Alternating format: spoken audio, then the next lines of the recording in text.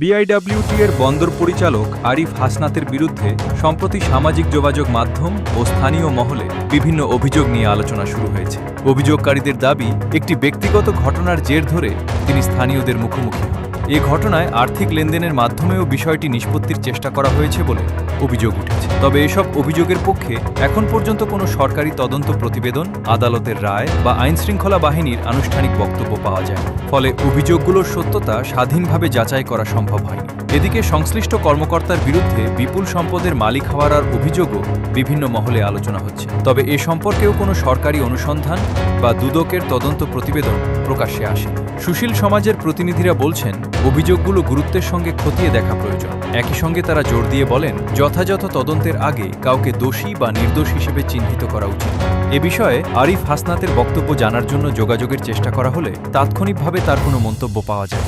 তার বক্তব্য পাওয়া গেলে তা প্রকাশ করা হবে। স্থানীয় সচেতন মহল অভিযোগগুলো নিরপেক্ষ ও স্বচ্ছ তদন্তের মাধ্যমে প্রকৃত ঘটনা উদ্ঘাটনের দাবি জানিয়েছে।